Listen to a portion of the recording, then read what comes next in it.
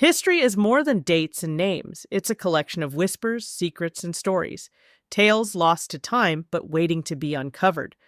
From forgotten queens who defied empires, to myths that shaped civilizations, and love stories that transcended history. Step into the past, where every tale has a story to tell. Welcome to Timeless Tales Told.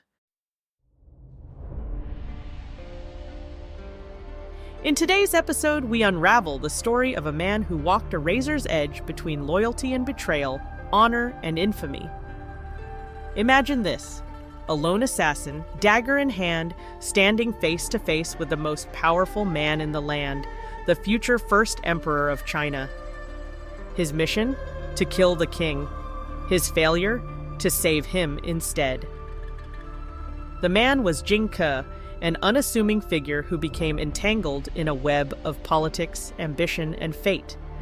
But how did this would-be assassin, sent to end a life, ultimately shape the destiny of an empire? What forces drove him to attempt such a daring act? And what happened when the blade missed its mark? This is a story of betrayal, courage, and unintended consequences, a tale that shows how even failure can alter the course of history. Jing's actions would echo through time, not for their success, but for their impact.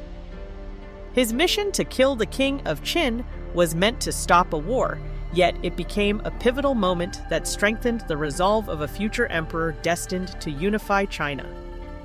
Stay with us as we uncover the extraordinary story of Jing, a killer whose failure changed the fate of a dynasty. This is a tale you won't believe. From scholar to assassin, the unlikely path of Jing. To understand Jing's story, we must first step back into one of the most chaotic periods in Chinese history, the Warring States period. 7 powerful states vied for supremacy, each with its own ambitions to unify the fractured land under its banner. Among them, the state of Qin was rising rapidly, led by a determined and ruthless ruler. The king of Qin, later known as Qin Shi Huang, sought to end centuries of conflict by conquering all rival states. To many, his vision of unity was a promise of peace, but to others it was a terrifying march of domination. The smaller states, desperate to preserve their independence, began plotting ways to halt Qin's unstoppable advance.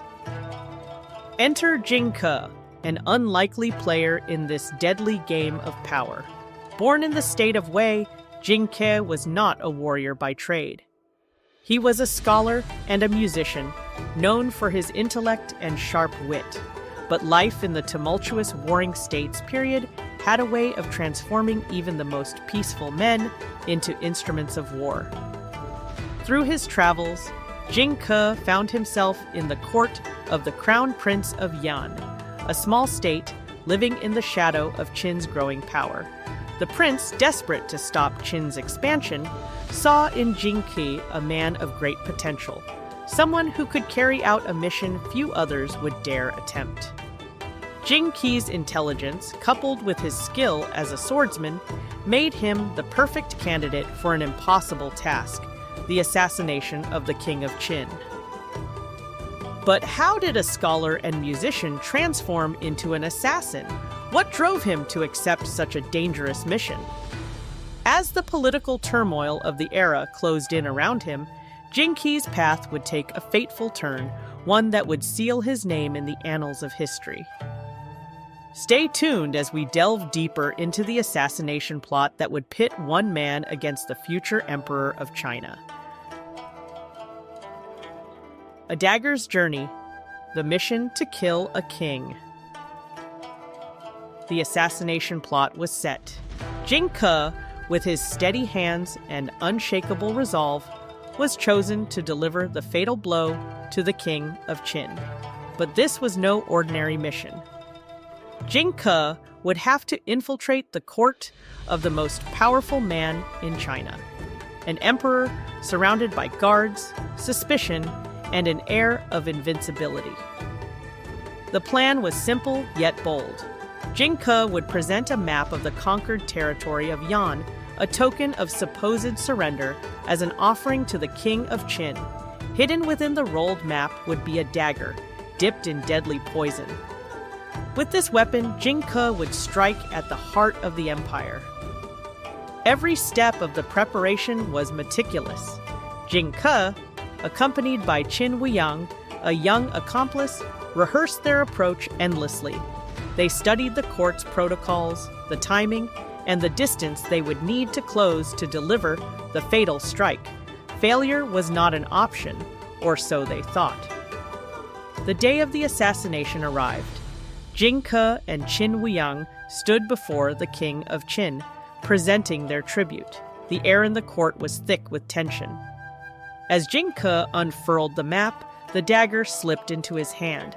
But at the critical moment, something went wrong. Qin Wuyang, overwhelmed by fear, froze. The hesitation caught the king's attention, and suspicion flashed across his face. In a split second, Jing Ke sprang into action, lunging toward the king with the poisoned dagger. The room erupted into chaos. Guards shouted, courtiers screamed, and the king of Qin leapt from his throne. Jing Ke's strike missed its mark, grazing the king but failing to deliver a fatal blow. The king, in a rare display of vulnerability, scrambled to escape, using the throne as a barrier. His guards, paralyzed by the sudden attack, took precious seconds to react. Jing Ke pursued the king relentlessly, dagger in hand, but his movements were hindered by the chaos and the king's evasive maneuvers. In the heat of the moment, the king managed to draw his own sword, a rare move for a ruler of his stature. The two faced off in a desperate struggle, the future emperor fighting for his life against a man who had nothing left to lose. The dagger slashed through the air, but the king countered with fierce determination. Finally, with a well-aimed blow, the king struck Jing Ke, wounding him severely. As blood pooled around him, Jing Ke collapsed to the ground, his mission incomplete. Guards rushed to restrain him, and the court slowly descended from its frenzy. The king of Qin, though shaken, emerged victorious from the attempt on his life. Jing Ke, captured and mortally wounded, knew his time was at an end. In his final moments, Jing Ke is said to have lamented the failure of his mission. To him, it was not just an act of defiance, but a chance to save countless lives from the wrath of Qin's conquests. His death marked the end of the assassination plot, but it would ignite a chain of events that would forever shape the future of China. What made this attempt so daring, and how did its failure ultimately empower the king of Qin to become the first emperor of a unified China? The consequences of Jing Ke's actions were far-reaching, rippling through history in ways no one could have foreseen. The Assassin's Legacy: How Jing Ke's failure shaped an empire. Jing Ke's attempt to assassinate the king of Qin may have failed, but its impact reverberated far beyond that moment of chaos in the royal court. For the king of Qin, who would later become the first emperor of a unified China, this close brush with death was a stark reminder of the fragility of power. It hardened his resolve to crush his enemies and solidify his dominion over the warring states. Following the failed assassination, Qin Shi Huang unleashed a wave of retribution against the state of Yan. The prince who had orchestrated the plot fled in desperation, abandoning his capital to Qin's forces. The king's vengeance was swift and merciless, a clear message to all who dared to oppose him. The fall of Yan became a stepping stone in Qin Shi Huang's unrelenting campaign to unify China under his rule. But what of Jing Ke, the assassin who came so close to altering the course of history? His fate was sealed the moment the dagger missed its mark. Mortally wounded and captured by Qin's guards, Jing Ke died shortly after the attempt, his mission incomplete. Yet, in his failure, he achieved something remarkable. He became a symbol. To some, Jing Ke was a villain, a man who dared to raise his hand against a king destined for greatness. To others, he was a tragic hero who sacrificed everything to protect his homeland from Qin's rising tide. Jing Ke's story highlights the precarious balance of power and loyalty in the Warring States period. Even as Qin grew stronger, the assassination attempt revealed the vulnerabilities of its ruler. It demonstrated how trust was a rare commodity in an era defined by betrayal and shifting alliances. Qin Shi Huang, no doubt shaken by the attempt, fortified his defenses and built a network of spies to root out dissent before it could take hold. Yet, Jing Ke's legacy endured in ways that even Qin Shi Huang could not erase. In Chinese history and literature, Jing Ke is remembered as a complex figure. His actions were undoubtedly violent, yet his intentions to stop a war and protect his people paint him as a man of conviction. His story has been immortalized in poems, plays, and films, each retelling exploring the duality of his character as both a villain and a tragic hero. In the end, Jing Ke's failed assassination attempt solidified Qin Shi Huang's determination to unify China. The warring states fell one by one, and the King of Qin proclaimed himself the first emperor of a united empire. Yet, amidst his triumphs, the memory of Jing Ke lingered, a reminder that even the mightiest rulers were not invincible. The assassin's blade may not have ended a king's life, but it did leave a mark on history, one that shaped the destiny of a nation. Stay with us as we explore the paradox of Jing Ke, a man whose failure ultimately forged the path to an empire. Hero, villain, or both? Jing Ke's story is one of contradictions, a tale that challenges us to reconsider the boundaries between heroism and villainy. Was he a selfless patriot willing to sacrifice everything for his people, or a misguided assassin whose actions only fueled the rise of the very empire he sought to stop? The truth, as is often the case, lies somewhere in between. On one hand, Jing Ke's mission was an act of loyalty and sacrifice. He willingly risked his life to carry out a dangerous plot for the Crown Prince of Yan, a ruler desperate to protect his kingdom from Qin's encroaching forces.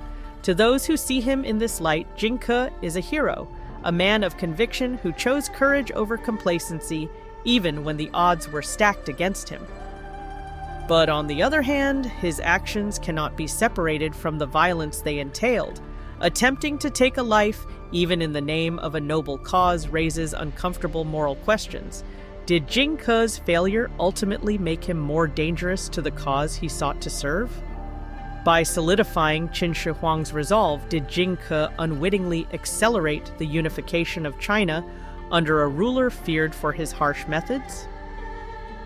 Jing Ke's paradoxical legacy reflects broader themes of loyalty and unintended consequences. His loyalty to the Prince of Yan was unquestionable, but the outcome of his actions serves as a reminder that even the most selfless intentions can yield unexpected results.